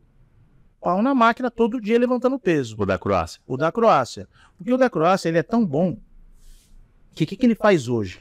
Ele com cruzado anterior, com menisco, com o anterior, o menisco, o ligamento lateral, colateral, não se opera. Ele não opera, ele recupera os caras. Cruzado, ele não opera. O anterior, o outro não. Ah, sim. Ele fala que... Então, LCA, que é o anterior, então ele não opera, cara. Não opera. Mas aí depende do grau da lesão, porque tem rompimento total que não tem o que fazer. Sim, precisa analisar e tal, mas eu já vi que tinha... E lá tinha muitos esportistas do mundo todo. Tinha muitos esportistas do mundo todo e ele tinha sempre a mesma filosofia. Era massagem, drenagem com a mão dele. Sim. Trabalho de piscina, trabalho de ginástica, assim, era 3 períodos lá. Lá não tem tempo para outra coisa. Você descansa e vai treinar. Você vai descansar só domingo. Sábado também é pau na máquina. Mas cara... E ele tem um hotel lá. Eu nem sei se ele tem esse hotel, mas antes ele tinha um hotel. Não sei se era permuta, o que era. Ele tinha um hotel, as pessoas vinham, se hospedavam no hotel. E a parte, 2 andares debaixo do hotel, era a clínica. Ô, Ivan, mas me explica uma coisa, como que ele conseguiu recuperar cartilagem? Porque normalmente o que eu ouço falar é que cartilagem não se regenera, né? Como que seria o processo? Ela não se regenera, mas ele sempre tem a filosofia da perna forte e até hoje. Eu tenho 6 operações no joelho. Caramba. O joelho não dói. Todo mesmo joelho? 4 em um e 2 no outro. O meu joelho não dói. Por que ele não dói? Tudo por questão de cartilagem? Porque minha perna tá forte. Entendi. Eu aprendi com ele muitas técnicas, trabalhar nos últimos graus. Porque assim, se você trabalha 90 graus, seu joelho incha. Porque tá tendo contato osso com osso. Agora, 30 graus não dá tempo de ter o impacto. Sim. E aí você pega a força, e aí, pegando força, você, em vez de você trabalhar o joelho, você trabalha a coxa. E aí, seu joelho não dói. É muito louco, mas assim, funcionou pra mim. E até hoje você tá tendo que manter esse fortalecimento pra não sentir dor. Faço todo dia, jogo normal, não me dói. Você brinca até hoje? Brinco até hoje, né? Eu já tenho um campeonato interno lá no São Paulo. É mesmo? É muito competitivo, tem um monte de ex-profissional lá. Que legal, velho. Hoje, esse ano, pra você ter uma ideia, o Juninho vai jogar no meu time. Olha que bacana. O Kaká joga lá, o Caio joga lá, Dodô jogou ano passado, Fabiano, Souza. Muitos jogadores. Que show, cara, que legal. Jogadores de outros clubes, o Biro que jogou no Palmeiras. Tem muitos ex-profissionais lá, muitos, não é pouco não. O Márcio Careca que parou esses... Sim, o Márcio eu joguei com ele. Tá lá. É mesmo? Joga lá, joga no River. Que bacana, lá os times são muito competitivos. Se você não treinar, você vai passar vergonha. Não, imagino, pô. Às vezes você tá falando aí. O Kaká joga lá. É mesmo? Joga. É muito competitivo o campeonato. Que da hora, cara. E aí o Juninho falou que queria jogar esse ano, porque ele tava negócio de pós-seleção, acho que ele tava meio estressado, sei lá, e falou que fazia tempo que ele não tava sem atividade, assim, de jogar bola, que ele gosta de jogar bola, e ele falou assim, que dá pra ir lá no seu time e tal, eu falei, dá, acho que dá. Eu até queria, né, tem 4 anos que eu parei de jogar já, mas até queria dar continuidade na peladinha, na brincadeira, mas só se de repente encontrar um médico igual esse croata aí e resolver o problema, que eu tô com artrose nos 2 quadris já, cara. E aí eu sinto muita dor pós-pelado. Então, eu tenho assim, o Nelsinho é muito amigo meu, né, a gente tem uma amizade muito grande, e ele colocou prótese. Eu sei que o Bebeto colocou prótese também, e joga normal. Então, pra mim me falaram eu não sei talvez seja a estrutura óssea deles, né, porque eu sou alto, pesado, talvez, não sei se... mas o Nelsinho não é tão baixo, o Bebeto tudo bem. O Bebeto eu joguei contra também no La Coruña. Imagina. Muito malandro. Esse é malandro. Esse é inteligente demais jogando. É meio tapa na bola. Imagina a dificuldade de marcar um cara desse, cara. O Bebeto não dribla. O Bebeto é um 2. Ele é inteligente demais. Ele é um cara muito humilde. E é dinâmico. É vencedor. Muito dinâmico. Muito dinâmico. Se movimentando. Esses daí são os piores pra marcar, cara. Eu joguei ele quando ele tava no La Coruña. Mauro Silva, era um time muito bom. Djalminha. Na verdade, assim, tinha muitos jogadores bons. Não, nessa época aí, a Espanha era recheada. Era recheada. Na verdade, naquela época, o Brasil, ele tinha uma certa evidência em relação às pessoas olharem o atleta aqui. Hoje em dia, infelizmente, eu sei porque eu estou trabalhando do outro lado agora. Infelizmente, a Espanha, antes dela vir no Brasil, ela dá uma passadinha na Argentina, porque ela acha que eles são mais profissionais que a gente. Você acha que também é por causa de língua também ou não? Não é por causa de língua, porque a língua não é tão... não, é verdade. É difícil, mas ela não é tão difícil. É o comprometimento. Porque o brasileiro, ele vai com o intuito... Eu não sei se ele vai com o intuito de pensar só no dinheiro ou realmente ser profissional, fazer uma carreira vitoriosa e deixar um legado. Sim. Porque os brasileiros, às vezes, eles pensam muito só no dinheiro. E o dinheiro, ele é importante para o teu crescimento, mas você precisa fazer uma coisa diferente para deixar um legado, sabe? Relacionamento, né, ser profissional, isso aí, eu acho que faz parte da cultura europeia. Se você não entender o jogo, cara, dificilmente você vai conseguir ter vida longa igual você teve, 12 anos. É muito louco que quando eu vinha pro Brasil, eu, 2, 3, 4, 5 primeiros anos, eu achava que o futebol brasileiro jogava em câmera lenta. Eu falei sempre, os caras jogam muito lento. Cara, eu via os jogos também quando tava fora do Brasil, vinha pro Brasil assistir, às vezes na TV, cara, é muito gritante a diferença, assim. Hoje já deu uma aproximada, mas era muito lento. Você fala assim, os caras jogam em câmera lenta, não é possível. É muito cadenciado. Porque lá, quando a bola vem, já tem que ter pensado faz tempo. Não importa se é zagueiro, se é volante, se é goleiro, tem que estar pensando já. É verdade. Né? Hoje deu uma encurtada nisso, o jogador tem que ter um poder de reação mais rápido, mais apurado. Tanto é assim que, por exemplo, eu tenho atletas hoje de 12, 13 anos que os moleques fazem campo e futsal. Pra quê? Pra ter um cognitivo Mas nessa fase aí, eu acho que é importantíssimo, cara. Eu também... É importantíssimo. Eu não tive. Eu jogava salão, Eu ia falar, mas eu não tinha isso. Eu jogava salão porque eu gostava. Não porque te dava isso. Eu nem sabia, não tinha orientação que me falava, faz salão que é legal. Mesma coisa que eu. Eu também joguei salão, conciliei salão em campo até meus 12, 13 anos, porque eu gostava também de salão, né? A gente, né, deitava e rolava lá nos campeonatos de salão também, mas não é porque me orientaram, faça salão, que isso vai te dar uma técnica melhor, né, para poder depois aproveitar no campo. Mas no final das contas acabou ajudando demais, que acabou me trazendo, né, uma técnica diferenciada para um zagueiro, né? Eu já tive também a oportunidade de jogar de atacante até os meus 13, 14 anos, isso também me ajudou também a ter uma leitura diferente do jogo. Diferente, é verdade. Né? Então... É porque nessa categoria 12, 13, 14 anos, é muito assim. Vamos ver que posição que eu vou me encaixar. O cara vai de uma maneira, mas ele não sabe para onde que ele vai. Para onde que ele vai. Se ele vai ser zagueiro, se ele vai ser meio campo, se ele vai ser atacante, ele não sabe. Por isso que eu perguntei pra você no início, pô, com 12 anos você já está ali de zagueiro, se foi algo já, tipo, determinado, ou se foi porque, vou jogar de zagueiro aqui porque me colocaram nessa posição? Na verdade, assim, como eu era, até brinco, eu era meio perna e cabeça. Eu era muito grande, sabe? Não tinha muito corpo, não. É muito grandão, vai lá pra trás, zagueiro. Entendeu? Era muito assim. Grandão, zagueiro, vai lá pra trás. Tá bom.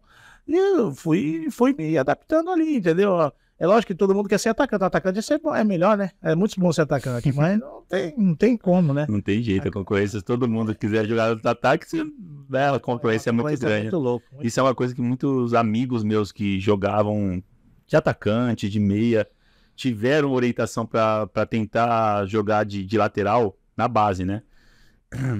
E acabaram não ouvindo os conselhos dos treinadores. Eu lembro, tenho uns 2, 3 amigos meus que passou comigo ali na base do Guarani.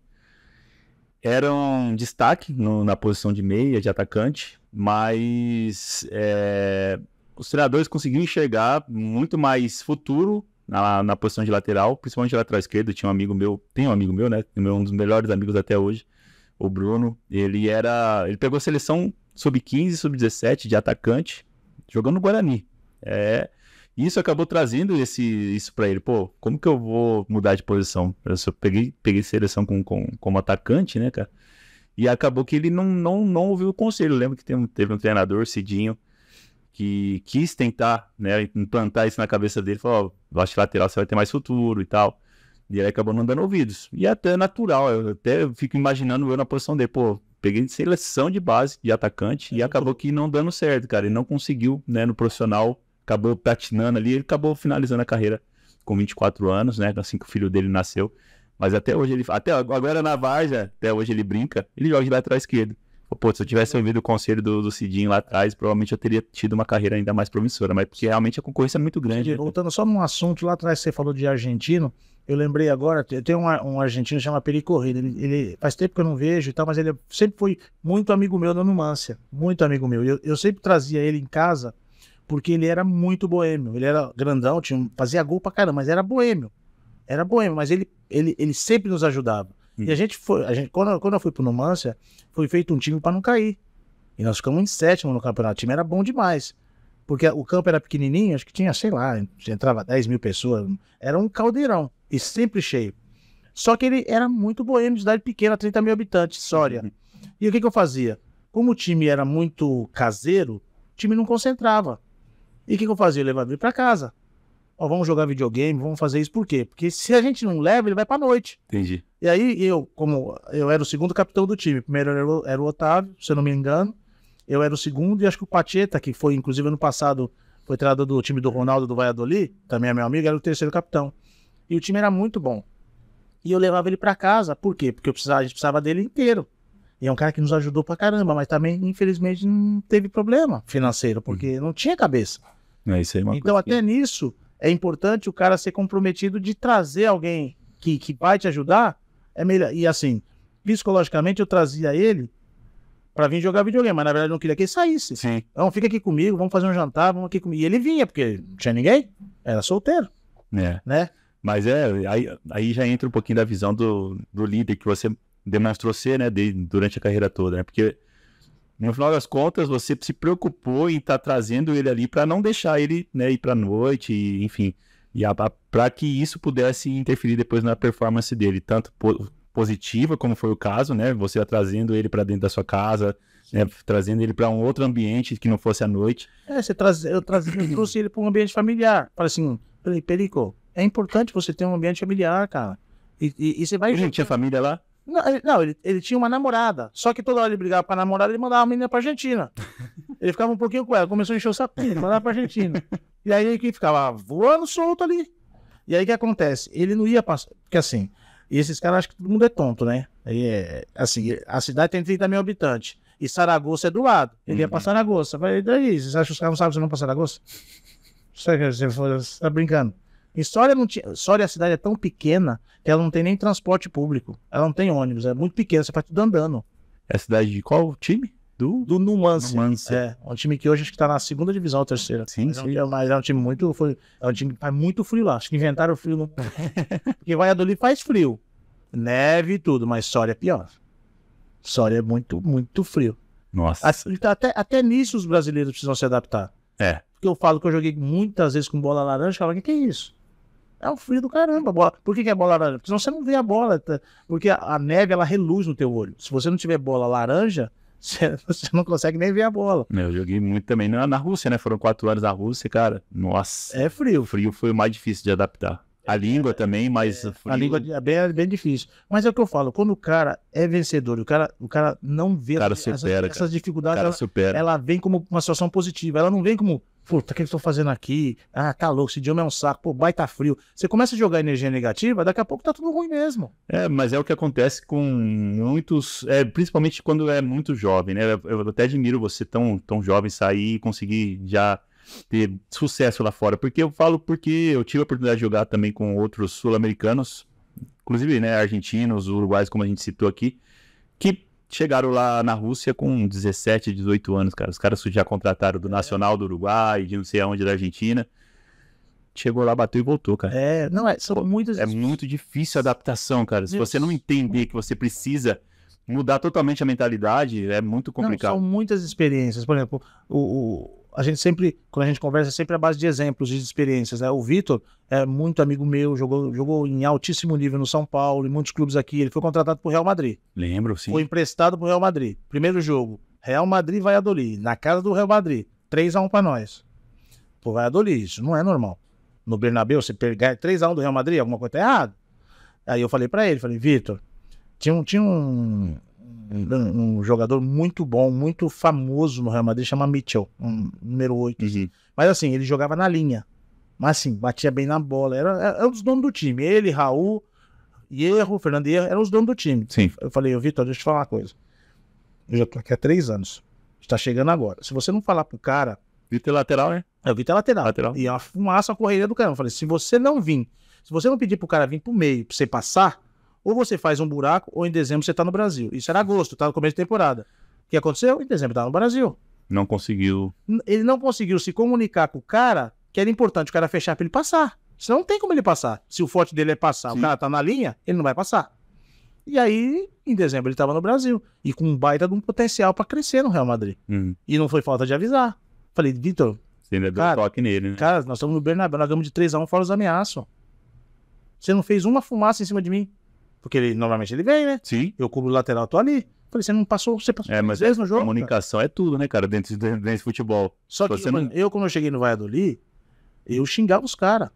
Os caras, quem é esse louco? Chegou agora? Não importa. O cara tem que entender. Mas ainda mais zagueiro, cara. Ainda mais zagueiro. Se você não se soubesse comunicar, não conseguir comandar ali a defesa. Os caras jogam, não sei se aconteceu contigo, Xandão, mas assim, os caras jogam informação meio que maldosa.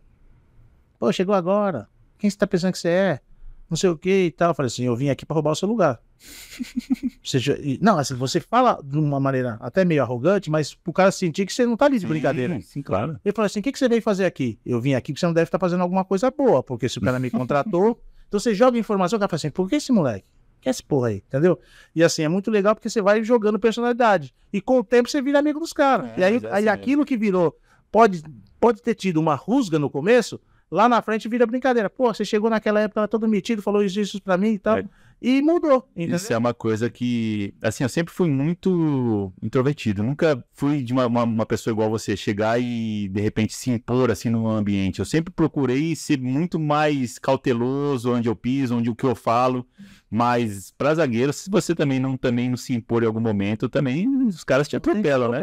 Então eu sinto que, realmente, cara, se você não começar a mostrar sua personalidade, dificilmente você também vai conseguir seu espaço, cara. Ainda mais quando você chega num lugar assim. Não, e na minha época era uma época muito de jogadores muito contrastados, por exemplo. Tinha que marcar Figo, Stoico, nego de muita personalidade e com muitos números na sua seleção, os caras tudo renomado. Sim. E aí você tem que contrastar com esses caras. E aí o cara quer fazer uma graça em você. Aí você tem que falar assim, ô, tá louco? Eu vou matar você aqui se eu começar com palhaçada. O cara fala assim, quem é esse louco falando isso? E aí, sabe, você vai criando essa personalidade pros caras terem, não precisa ter medo, né? Eu falo sempre, até pros meus atletas, você não precisa ter medo de mim, você tem que me respeitar. Sim. Eu quero o teu bem, mas é isso. Até a página 2 tem que me escutar o que a gente quer. Eu quero o teu bem, quero o teu melhor. Só que tem momentos que, às vezes, eu não vou falar o que você quer ouvir, né? Mas cara, não tem jeito. Se você passar a mão na cabeça... Ô Ivan, pô, que legal ouvir um pouquinho da sua história na Europa, nesses 12 anos aí de Espanha. E aí eu queria saber um pouquinho agora como foi essa reta final, né? Acabou esse período aí da Europa, você retornou pro Brasil e já entrou meio que na reta final. Isso você tinha quantos anos quando você... Eu já tinha 34. 34. Já tinha 34, e aí eu tive uma proposta, na verdade eu não queria voltar pro Brasil. E aí... você queria dar continuidade? Eu queria continuar, mas assim, teve proposta da segunda divisão, eu achava que não fazia muito sentido pra mim, depois de ter jogado 2 temporadas em primeira divisão e vir pra segunda divisão, aí eu falei assim, de repente vou voltar pro Brasil. E aí eu fui pro Sport, fiquei lá 2, 3 meses, e na época o Sport tava com muito problema financeiro e não conseguia fazer a minha transferência, eu não conseguia pagar, eu não conseguia achar o caminho, eu não tinha contato, sei lá o quê. E eu fiquei 3 meses lá, joguei um jogo só, porque não demorava, não chegava nunca a transferência. Mas não foi por causa de lesão, então. Foi só porque a documentação não estava... Foi a parte burocrática que eles não conseguiam fazer do jeito que tinha que fazer. E na época eu também não entendia, eu só queria jogar, né? Eu tava livre lá e eles não conseguiam fazer que se chama hoje CTI, né? Sim. Certificado de Transferência Internacional. E aí eu não consegui jogar ali. Aí depois eu tava pensando realmente em parar, porque eu já tava meio já convencido de parar e tal, e aí eu fui pro Paulista de Jundiaí. O Zete era treinador jogou comigo no São Paulo, e ele tava começando essa carreira de treinador, acho que ele tinha vindo do Sub-20 do São Paulo, e era a primeira oportunidade como profissional. E aí eu fiquei com ele lá 6 meses, uma Série B, foi muito bom e tal, e fiz muito amigo e tal, muitos jogadores de qualidade, tanto é que desse time eu comecei a representar, eu podia ter representado uns 9 atletas, e representei só 2, porque acabei tendo divergências lá com o presidente em relação à parte contratual e valorizar os meninos, porque o Paulista era um time muito bom, mas que eles não eram bem remunerados.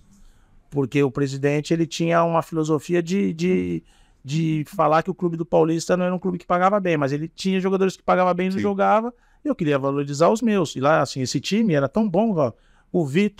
Tinha o Vitor. Esse é Vitor que... O Vitor, que hoje é executivo do Atlético. Tinha o Vitor, tinha o Hever, tinha o Danilo, que jogou muito tempo na Itália. Danilo Laranjeira? Esse era o time. Nosso cliente aqui. Tinha o Amaral, tinha o Christian, que jogou no Corinthians, tinha o Marcinho Mossoró. O time era muito bom. Só que era tudo muito já. Tinha o Davi, que foi meu cliente, tinha o Thiago Almeida, que foi Fábio Vidal estava nesse time? Fábio Vidal chegou depois. Mas assim, o time era muito bom.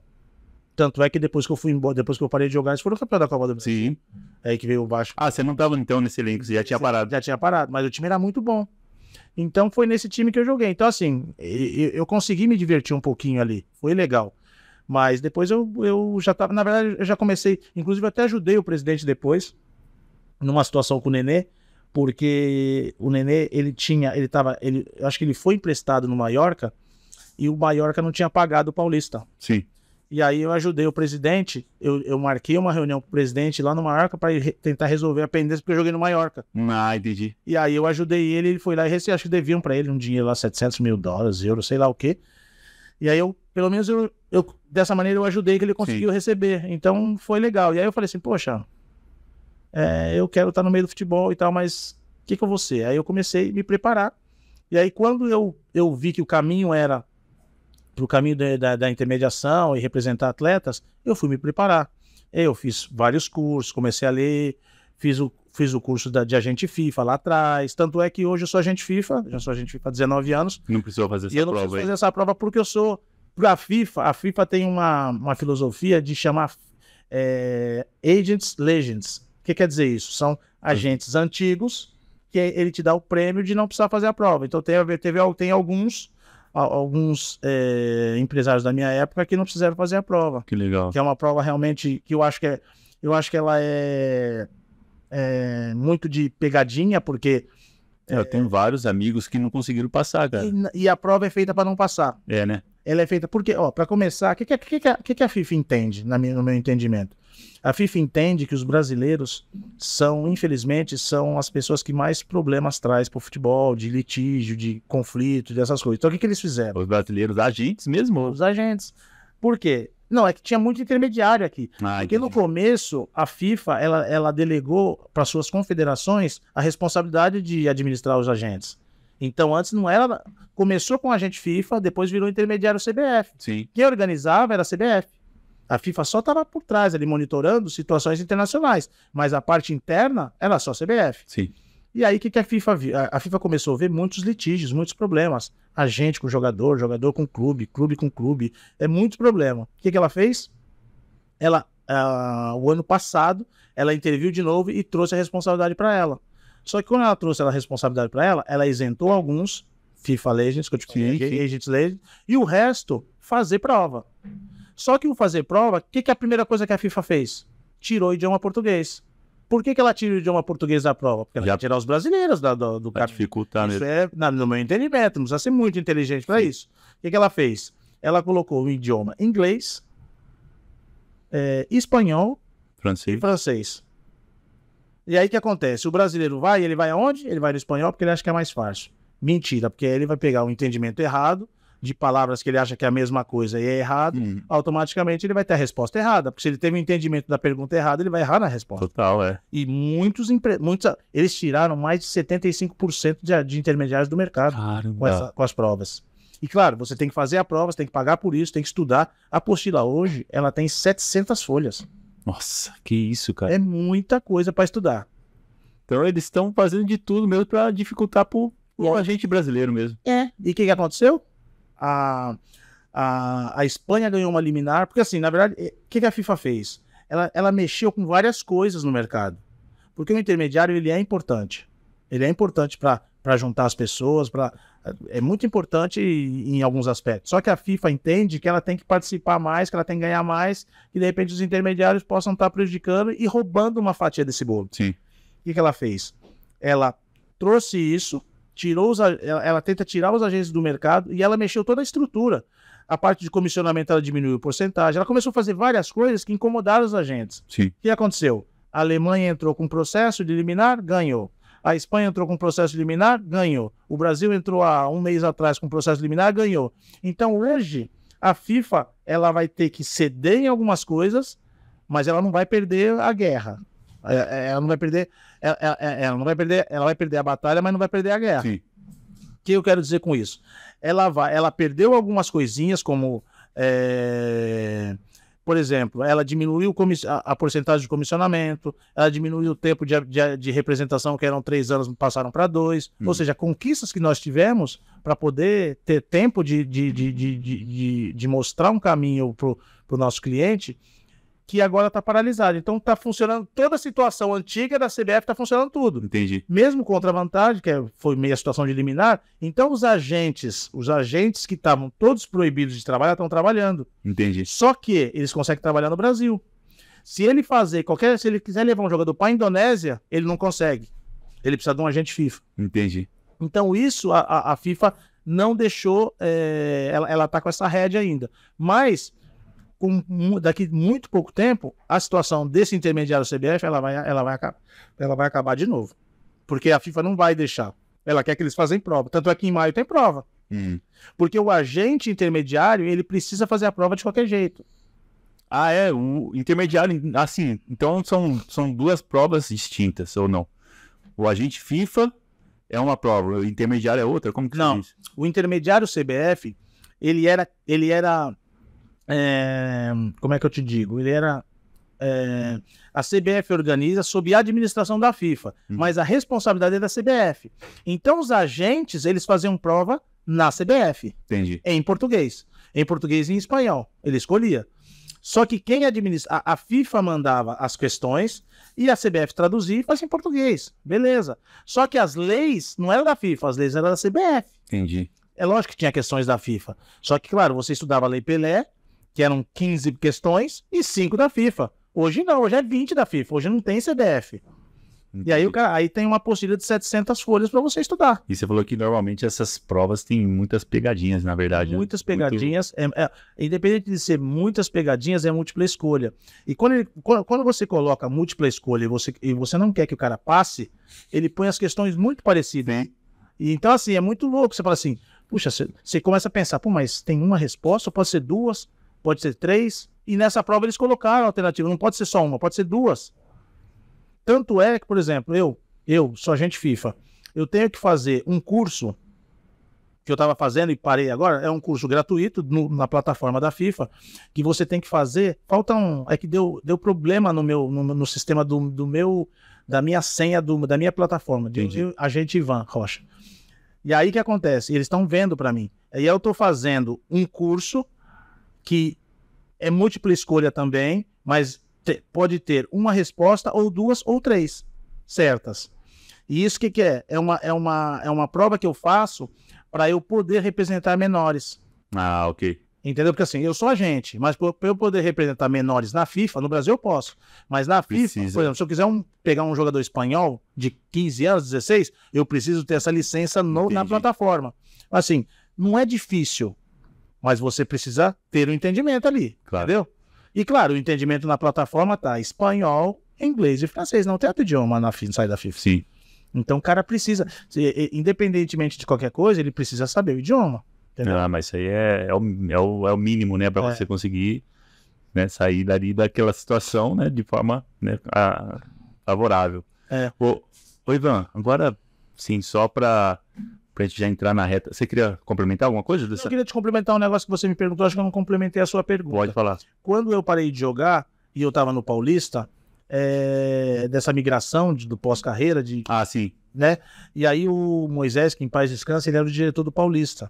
Ele chegou e falou assim, Ivan, puta, a gente viu um perfil impressionante em você, personalidade, a gente sabe como você é e tal. E aqui no Paulista a gente sempre teve uma característica muito forte de atletas, que era capitão do time aqui, virar treinador. Uhum. Você não quer ser treinador? Eu falei, não. Você recebeu o convite para... Recebi convite do Moisés para ser treinador do Paulista. Depois do Zé, eu falei assim... E você não pensava ser treinador na época? Eu não é o que eu vejo. Ele falou assim, e trabalhar comigo como diretor? Eu falei... Não me vejo também porque eu acho que eu tenho capacidade para ser dono do meu nariz, ter os meus horários, fazer do meu jeito e tal, lógico, de um jeito profissional e saber onde eu tô pisando, mas fazer de um jeito pela minha cabeça. E aí eu falei assim, tudo bem. Aí ficou essa conversa e eu comecei a ver que os jogadores, pelo meu currículo, todos queriam vir comigo. Sim. Todos queriam que eu representasse eles, porque não tinha ali muitos. Eu falei, pô, mas aqui tem muito jogador bom. E aí eu peguei 2 ou 3 ali jogadores para representar, né? E... Você estava com quantos anos? 35? 35. Parou, então você já parou, já começou... Já emendei. Via 4 jogos por dia, era uma doideira. E aí... Isso foi em que ano? Isso foi em 2004. 2004. 2004 para 2005. Foi fiz em 2004, porque em 2005 eu abri a Rocha Esportes. Sim. Né? Então foi em 2004. E aí eu falei assim, pô, Moisés, eu acho que eu me vejo como intermediar jogador, ser agente de jogadores, porque viaja demais, eu acho que dá pra eu baixar um pouquinho o ritmo, de repente viajar menos, ficar mais com a família e tal. Porque na minha cabeça, diretor e jogador ia viajar igual. E a gente não. É verdade. Aí ainda tem a pressão maior, né? Porque, pô, treina... Ah, você fala diretor, né? Né? Porque treinador, eu precisava falar um treinador. Treinador, pra mim, de verdade, pra mim não faz sentido nenhum, cara, a pessoa migrar de atleta pra treinador. O cara tem que já ter muito bem claro isso. Muito bem claro. É a mesma rotina, só que é 1000 vezes maior a pressão, né? A responsabilidade, das contas, fica tudo em Eu cima. esqueci do Humberto, que é meu amigo também. O Humberto também tava nesse. Eu?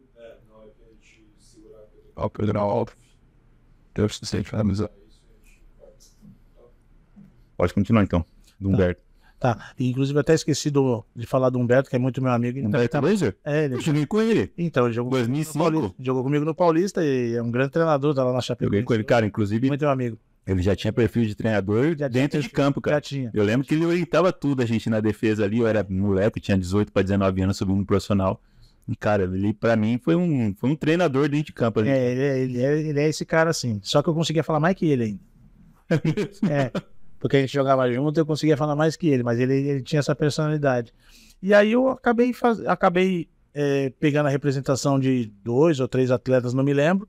E aí a primeira negociação que eu fui com o presidente, negociar de salário, ele já veio tudo meio arrogante comigo, sendo que eu tinha ajudado ele. E aí eu comecei a entender que cada um defende o seu. Já comecei a entender, não tem amizade. Tem amizade, mas eu defendo o meu, você defende o seu. E aí eu comecei a entender, eu falei, peraí, que eu não... E aí ele começou a falar, assim, eu fui de uma maneira meio abrupta, mas eu não estava tão descoberto assim, mas eu falei assim, peraí, ele tá falando umas coisas que eu não tô entendendo muito bem. O que eu fiz? Fui estudar as leis. Porque a negociação demorou 8 meses. Nossa. De um atleta que chama Davi. Davi e o Thiago Almeida. Os dois estavam no Paulista. Briguei com o presidente com os dois, assim, no sentido dele não querer valorizar os meninos. Coloquei o Thiago Almeida no Atlético Paranaense e o Davi no São Paulo. E saí os dois de lá. E aí eu falei assim, poxa, eu acho que eu tenho... Davi? É um meia canhoto. Jogou 8 anos na China. Hoje ele é até meu sócio e tudo. Eu acho que eu peguei... É um branquinho? É um meia canhoto. Eu acho que eu passei na base do São Paulo em 2004. Mas em 2004 ele foi pra lá? Na base ou no profissional? Profissional. Ah, então não. Então eu peguei um Davi em 2004 na base do São Paulo. O Davi era artilheiro na época, eu lembro como se fosse hoje. Na época o Davi era artilheiro do time da Série B, mas fazia gol tudo que era jeito. E aí eu lembro que o Davi acho que ganhava R$1.000. E tinha 3 atletas lá que nem ia convocado, ganhava 6. Falei, presidente, eu não entendia de direito econômico, eu não entendia de muitas coisas. Falei, presidente, paga os 6 mil pro menino, o menino é artilheiro do seu time, ganha 1.000. O outro não vai nem convocado, ganhar 6. Por que você não paga? Não vou pagar 6, não sei o quê. Eu falei, tudo bem, não tem problema, então a gente vai ter um problema. Porque eu quero valorizar meu cliente. Se você não pagar 6, eu vou ter que pagar do meu bolso. Só que para eu pagar do meu bolso, eu vou ter que migrar daqui. E o contrato do menino termina em dezembro. E eu cumpri contrato para poder assinar e eu não fazia. E aí acabamos indo para São Paulo. O presidente, por arrogância do presidente, porque ele poderia ter dado... porque na verdade o que aconteceu? Ele bateu no peito porque ele era presidente do clube, era do jeito dele. E não era assim, eu acho que... E assim, não ia ter grandes problemas ele aumentar o salário dele, porque não estava pedindo para ninguém, é só para ele, porque ele era o artilheiro do time. E aí fez aquele carnaval, tirou o moleque do time, afastou o moleque. Só que tudo bem, aí eu consegui fazer o meu trabalho, pelo menos eu deixei o meu atleta tranquilo, que ele conseguiu ir para um clube melhor, enfim. E aí depois foi... Todo mundo? Só eu? Ele continua? Desculpa, cara. Não, tá bom. Mas aí, agora... Só esse finalzinho de novo, que você estava falando. Tá, que eu tava falando... E aí teve essa situação do Davi, que ele acabou não reconhecendo o meu pedido, né? E aí a gente acabou migrando para São Paulo e aí ele foi ganhando 5 vezes mais. Mas o meu objetivo era... Eu sou um agente que eu procuro ser justo. Eu não faço sacanagem, eu sou justo. Mas também eu vou brigar pelo meu cliente. Sempre vou fazer assim. E é como acontece, e eu vi na minha carreira profissional e vejo agora que cada um vê o seu lado. Eu acho que está correto. Sim. A gente pode usar um meio termo para que todo mundo fique feliz. E nesse caso era um caminho legal, porque ele ia fazer grandes investimentos. Eu nem comentei de percentual econômico, que eu poderia reivindicar um percentual econômico que hoje a gente reivindica para o nosso cliente e tal. E eu não pedi na época, de repente, porque eu não tinha um entendimento. E ele, mesmo assim, não quis ser flexível em negociações. Aí eu tive que ser duro, entendeu? Sim, sim. Mas foi assim, acho que foi a única vez que, assim, que... Lógico que a gente sempre é duro em negociação, cada um vai pelo teu lado. Mas esse caso foi mais eu acho que ego do presidente de não querer reconhecer o mérito de um atleta que estava em evolução e estava fazendo um trabalho muito... E estava merecendo. Sim. O moleque estava merecendo. Eu falei assim, não é justo, o menino tá ganhando R$1.000, artilheiro do time, não tem nem comida em casa, e o outro que não vai nem convocado ganha 6. Não é justo. Tudo bem que o futebol hoje ele tem essas nuances aí, mas naquele caso dava para ele fazer isso, entendeu? Pô, Ivan, muito legal, cara, a gente... né, ter esse bate-papo aqui, conhecer um pouquinho mais da sua carreira, né, essa linda carreira que você construiu como atleta e agora como agente, né, já desde 2005, são quantos anos já? Mais? Coisa pra 19. Quase 20 anos, cara, como agente, né? Acho que já é mais tempo como agente do que como atleta ou não? Quantos anos? Igualando, né, porque eu fiquei 20 anos, né, como profissional. Olha só, cara, que legal, que legal. Quase 20 anos, praticamente 20 anos, porque... Por mais que eu subi com 17, mas eu já tinha meio que contrato profissional, né? Aquela época a gente já era meio amarrado nos clubes, né? Então a gente pode ter 20 anos. Pô, que legal. E agora a gente tem um quadro, agora nessa reta final, vamos já encaminhar para a reta final, temos um quadro aqui no nosso podcast que é o bate-bola. A gente faz umas perguntas rápidas ali, você já responde já de prontidão. Vamos lá? Vamos. Posso? Pode. Isso aqui são perguntas que a gente selecionou, né, uma enquete que a gente deixou no nosso Instagram, e o pessoal vai perguntando, a gente vai selecionando as melhores perguntas para fazer para você aqui. Tá bom. Bom, a primeira pergunta é: você vê muita diferença na função do lateral na época que você jogou para os dias atuais?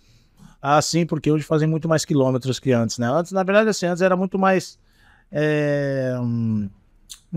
tático, eu acho. Hoje o pessoal faz muito mais quilômetros, tem que fazer muito recorrido. Não que não fizesse na época, mas hoje é muito mais.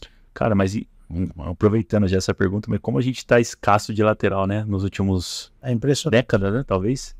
Última década, talvez. Não chega a ser a última década, porque a gente teve bons laterais ali ainda na penúltima Copa ali, ainda tinha bons laterais, mas como tem sido uma posição para confirmar muito precária, né, para nós. Para confirmar muito o que você está falando, as grandes carências do futebol brasileiro é zagueiro canhoto e lateral esquerdo. São as grandes carências que todo mundo quer. Se você tiver bom jogador nessa posição, todo clube quer. Mas zagueiro canhoto, acho que qualquer lugar do mundo mais difícil ainda.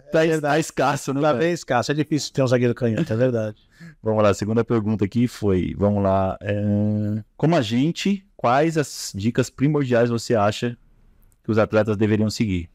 Eu acho que a perseverança é muito importante, eu acho que humildade também é muito importante, acreditar nos seus sonhos, acho que sempre é muito importante acreditar nos seus sonhos, mas eu não querendo ser muito, trazer muito a sardinha pro meu lado, mas escutar mais o agente que jogou futebol. Sim. Né? Não que eu seja contra os que não jogaram, mas os que jogaram futebol seria muito legal ele escutar, porque com certeza ele vai ter muitos aprendizados, mais coisas para evoluir.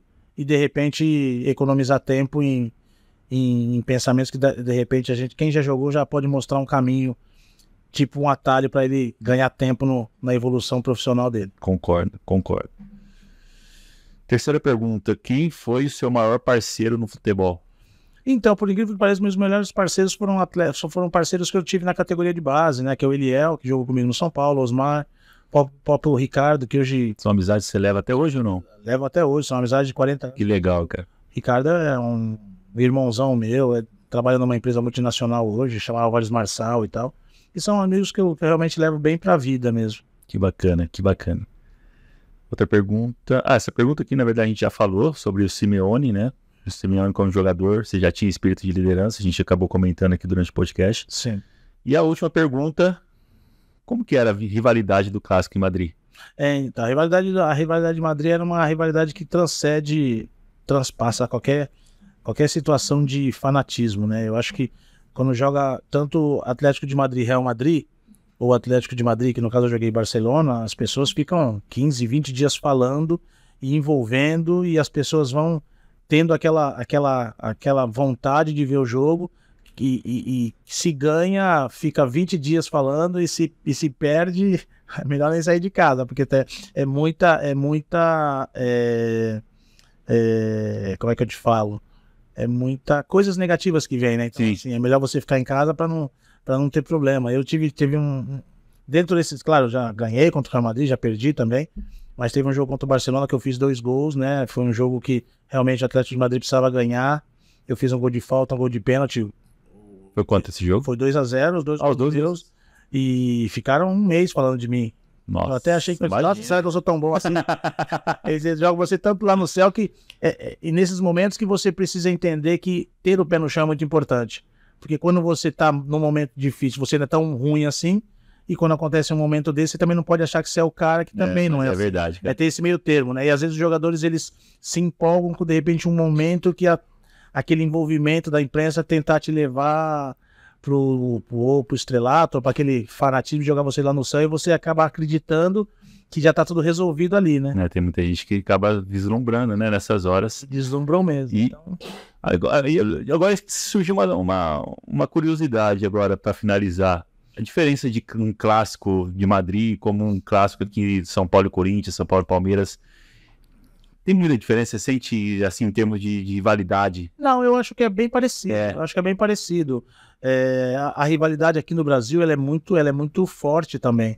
Só que, infelizmente, aqui ela tá encaixada um pouquinho com violência, com briga, as pessoas querendo serem mais fortes que as outras. Isso lá você acha que já é um pouco mais, vamos dizer assim... Na minha época não tinha briga, essas coisas. Lógico que as pessoas às vezes bebem demais, se exageram demais, mas você...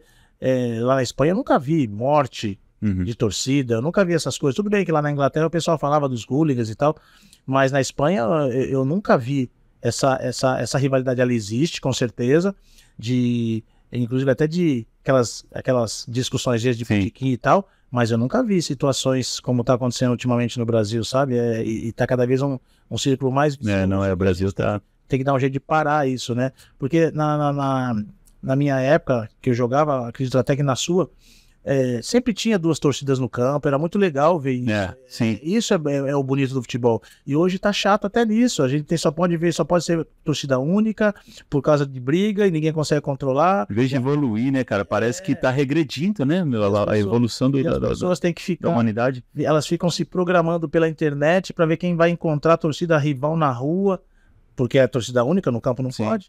Então, assim, seria legal que as pessoas repensassem nisso, né? Porque o futebol, ele é um momento que, quando as pessoas vão no campo, parece incrível, mas é aquela impressão que acabaram os problemas do mundo. As pessoas que têm muita dificuldade vão no jogo, acabaram os problemas. Sim. Né? E muitas vezes elas se exaltam ali e, às vezes, né, extravasa por uma situação que realmente não é dela, mas esperamos que isso melhore, né? Essa é a nossa esperança. A gente Com certeza, sempre, cara. A gente sempre tem aquele pensamento do copo meio cheio, sempre otimista, então a gente sempre espera que realmente essas coisas melhorem, né? Com certeza. Ivan, cara, chegamos ao fim desse nosso episódio. Para mim foi uma honra ter esse privilégio de bater um papo com um cara vitorioso como você, não só dentro de campo como fora também, e agradecer, né, por essa oportunidade, né, de estar nos concedendo, né, esse tempinho para a gente bater esse papo. As portas estão abertas aqui. Eu queria, para finalizar, deixar o espaço aberto, se você quiser finalizar com alguma palavra, alguma coisa que você queira aproveitar o espaço, tá totalmente à disposição. Não, é somente agradecer mesmo, pedir desculpa pelos imprevistos, que isso, ter conseguido ter batido esse papo antes aí, mas é que esse mundo do futebol deixa a gente meio doido às vezes, né? A gente às vezes não consegue encaixar a agenda, mas foi um prazer de verdade estar aqui, bater esse papo, falar de futebol, é sempre muito bom. Muito obrigado, querido, pelo convite. Show de bola. Bom, chegamos ao fim desse episódio espetacular com o ex-zagueiro Ivan Rocha, cara sensacional, teve aqui falando um pouquinho, né, da sua trajetória no futebol, né, contando também agora esse pós-carreira dele, né, no meio do agenciamento de atletas. E agora quero deixar aqui o convite para que vocês possam nos seguir nas redes sociais. Estamos aqui no Instagram, da GCB Esportes, GCB Esportes _. No YouTube e as demais plataformas digitais, estamos com o nome de Depois do Jogo. Vocês podem nos acompanhar através dessas plataformas para que vocês não possam perder nenhum dos episódios que estão por vir. Agradeço a presença de todos, que vocês possam curtir muito, né, esse podcast. Deixa aqui sugestões aqui embaixo de novos convidados que nós possamos estar trazendo aqui para estar entrevistando, tá bom? Muito obrigado, Deus abençoe, tamo junto, um abraço.